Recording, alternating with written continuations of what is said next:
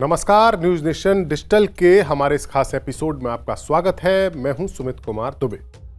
Middle east में Iran के nuclear programme को लेकर अमेरिकी प्रेसिडेंट डोनाल्ड ट्रंप भले ही रोज रोज ईरान को नई नई धमकियां दे रहे हों, लेकिन अब एक ऐसी खबर आई है जिसके मुताबिक ये ट्रंप ही हैं जिन्होंने ईरान पर इजरायली हमले को अभी तक रोका हुआ है।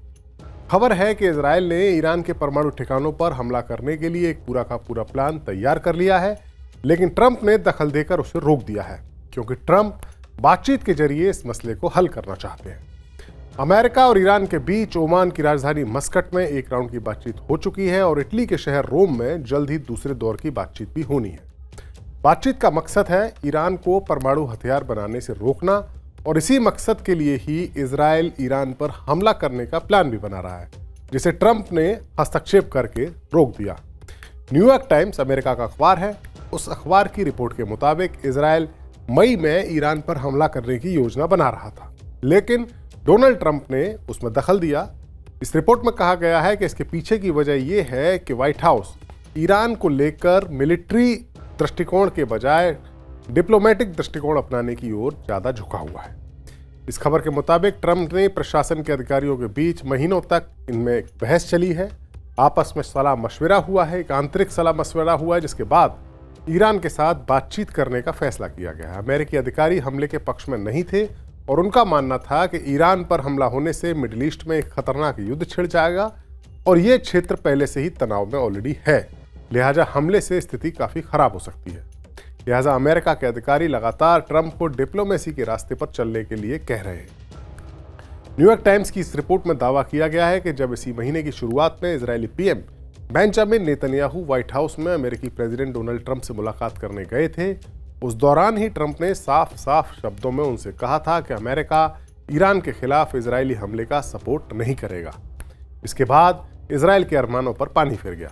प्रेसिडेंट ट्रंप ने पिछले सप्ताह नेतन्याहू के साथ ओवल ऑफिस में मीटिंग के दौरान यह ऐलान किया था कि अमेरिका ईरान के साथ परमाणु समझौते पर बातचीत कर रहा है, जबकि नेतन्याहू पिछले महीने से ही ईरान पर हमला करने के लिए ट्रंप प्रशासन पर दबाव बना रहे थे। हालांकि ट्रंप उनसे कई बार सहमत हुए नजर तो आए, लेकिन ईरान पर हमला करने की बात सार्वजनिक तौर पर उन्होंने कही भी, लेकिन अपने प्रशासन में जो आंतरिक विरोध हुआ, उनके प्रशासन के लोगों ने जो सलाह मशवरा किया और कहा, जिसके बाद ट्रंप ने इजरायल को झटका दे दिया और कहा कि अभी वो ईरान पर हमला करने या युद्ध छिड़ने की पक्ष में नहीं है। दरअसल जिस तरह से ईरान ने अपने परमाणु कार्यक्रम में तेजी लाई है या परमाणु कार्यक्रम को तेज किया है, उसने इजरायल को परेशान कर दिया। कई ऐसी रिपोर्ट्स हैं जिनके मुताबिक ईरान अब परमाणु बम बनाने के काफी करीब है। हमने अपने कई वीडियोस में आपको बताया, और ईरान के पास परमाणु बम होने का मतलब है इजरायल पर खतरा। कुछ रिपोर्ट्स के मुताबिक ईरान के पास 6 परमाणु बम बनाने का जखीरा मौजूद है, यानी इनरिच यूरेनियम उसके पास मौजूद है। जब से इजरायल बना है, इजरायल को खतरा क्यों लगता है ईरान के परमाणु बम से, वो समझिए। जब से इजरायल बना है तब से इस इलाके में उसके मुस्लिम देश जितने भी हैं वो उसके दुश्मन हैं। उसकी वजह यह है कि इजरायल बना ही है एक मुस्लिम देश फिलिस्तीन की जमीन पर। 3 बार इजरायल के साथ इन मुस्लिम देशों का युद्ध हुआ, जिसे अरब इजरायल युद्ध कहा जाता है। 1948 में युद्ध हुआ, उसके बाद 1960 के दशक में युद्ध हुआ, फिर 70 के दशक में युद्ध। तीनों बार इजरायल कामयाब रहा, लेकिन पिछले कई दशकों से इजरायल ने इस इलाके में एक तरह से मिलिट्री सुप्रीमेसी हासिल कर ली। उसकी टक्कर सिर्फ और सिर्फ इस इलाके में अगर किसी मुल्क से है तो वो है ईरान। गाजा से इजरायल पर हमला हुआ था हमास का, उसके बाद जो जंग हुई उसमें इजरायल ने भले ही गाजा में हमास को साफ कर दिया और लेबनान में हिजबुल्लाह को तगड़े झटके दे दिए हों, लेकिन फिर भी ईरान ने 2 बार उस पर मिसाइल स्ट्राइक करके जता दिया कि वो इजरायल से सीधे भिड़ने का मादा रखता है, उसे डरता नहीं है। और अब अगर ईरान के पास परमाणु बम भी आ जाता है तो फिर इजरायल के अस्तित्व के लिए ही खतरा खड़ा हो जाएगा। अब ईरान के न्यूक्लियर ख्वाब पर एक ताजा अपडेट और सामने आई है। अंतर्राष्ट्रीय परमाणु ऊर्जा एजेंसी यानी IAEA के महानिदेशक राफेल ग्रॉसी ने ईरान के दौरे पर एक बड़ी चेतावनी दी है। उन्होंने कहा है कि ईरान अब परमाणु हथियार बनाने से महज एक कदम की दूरी पर है। ग्रॉसी ने ईरान के न्यूक्लियर प्रोग्राम को जिग्सा पजल की तरह बताया है, यानी अब केवल टुकड़े जोड़ने की देर है। राफेल ग्रॉसी के मुताबिक ईरान के पास यूरेनियम संवर्धन यानी यूरेनियम के एनरिचमेंट की उच्च क्षमता है। उन्होंने सेंट्रीफ्यूज टेक्निक विकसित कर ली है। ईरान के पास परमाणु हथियार का डिजाइन, उसकी टेक्निक का ज्ञान भी है। इन सब के बाद उन्हें बस केवल इस पर काम करने की जरूरत है। IAEA के महानिदेशक ग्रासी ने परमाणु कूटनीति पर कहा कि अगर भविष्य में ईरान के साथ कोई भी समझौता होता है तो उसमें IAEA की पार्टनरशिप जरूरी होगी, बिना उसके वो समझौता मान्य ही नहीं होगा।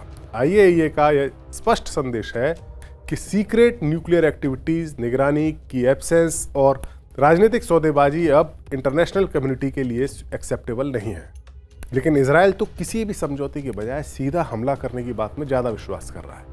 एक सवाल यह भी है कि अगर इजराइल को ईरान से इतना ही खतरा है और हमले के लिए वो इतना ही उतावला है तो खुद हमला क्यों नहीं कर देता?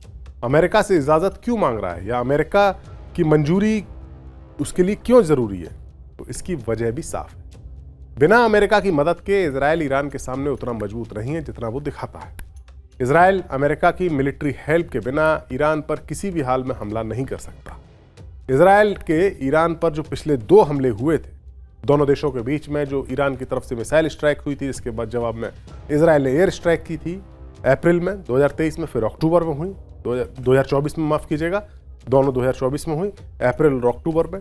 ये दोनों जो हमले हुए थे उसमें अमेरिकन एयरक्राफ्ट कैरियर इजराइल की हेल्प के लिए तैयार थे। इन दोनों एयरक्राफ्ट कैरियर्स पर 150 से ज़्यादा fighter jets, air defence system और मिसाइलें तैनात थी। ईरान की तरफ से आने वाली मिसाइलों में से कई को तो इन्हीं एयरक्राफ्ट कैरियर के जरिए ही मार गिराया गया था।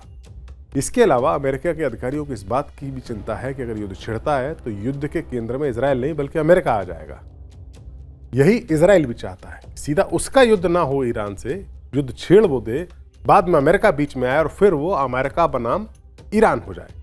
ये बात इजराइल चाहता है और ये बात अमेरिका की समझ में भी है। लिहाजा ट्रंप प्रशासन ने जो उसको सलाह दी है अपने प्रेसिडेंट को, वो ये दी है कि अमेरिका को मिडिल ईस्ट में एक और जंग में फंसने से बचना चाहिए और ईरान के साथ बातचीत शुरू करनी चाहिए। इसके अलावा अमेरिकी अधिकारियों का यह भी मानना है कि अगर जंग होती ही है तो अमेरिका को यह सुनिश्चित करना होगा कि ईरान के सारे परमाणु फैसिलिटीज पूरी तरह से समाप्त हो जाएं, क्योंकि जंग अगर होगी तो फिर ईरान को इस बात का खतरा रहेगा कि उसके अस्तित्व को या उसकी जो शासन है उसको खत्म जरूर करेगा अमेरिका, और इस स्थिति में वो परमाणु हथियार इस्तेमाल कर भी सकता है। तो ट्रंप प्रशासन के लोगों का कहना है कि अगर जंग हो भी जाए इन केस, तो फिर सारे परमाणु फैसिलिटीज को नष्ट किया जाए। रिपोर्ट्स के मुताबिक ट्रंप की मनाही ने इजराइल को हैरान कर दिया और उन्होंने फिलहाल हमला रोकने का फैसला किया है। लेकिन अगर बातचीत नाकाम होती है तो फिर इजराइल को ईरान पर हमला करने का नया बहाना मिल सकता है। अब निगाहें इस बातचीत पर टिकी है कि जो दूसरा दौर शुरू होने वाला है, जो शनिवार को होगा, उस पर निगाहें। ट्रंप ने मंगलवार को वार्ता से पहले ईरान के परमाणु कार्यक्रम पर चर्चा के लिए अपनी टॉप सिक्योरिटी अधिकारियों को अपने सिचुएशन रूम में बुलाकर मीटिंग की थी। हालांकि इजराइल से आ रही रिपोर्ट्स के मुताबिक उसने फिलहाल हमले की योजना को टाल दिया है, लेकिन उसने हमले के विचार को नहीं टाला है।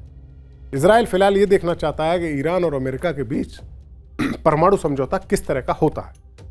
इजराइल चाहता है कि अगर समझौते में ईरान अपने न्यूक्लियर मटेरियल्स, न्यूक्लियर फैसिलिटीज और परमाणु उपकरणों को पूरी तरह से ध्वस्त करने पर तैयार हो जाता है, तभी इजराइल हमला नहीं करेगा, वरना इजराइल हमला कर देगा। यानी अब यह देखना होगा कि परमाणु बम बनाने के इतने नजदीक आकर ईरान अपनी सुरक्षा की इस गारंटी को क्या ऐसे ही खत्म कर देगा या इसके एवज में अमेरिका से इसकी भारी कीमत वसूलेगा। हमारा वीडियो आपको कैसा लगा? कमेंट सेक्शन में जाइए और अपनी राय हमें जरूर दीजिए। नमस्कार।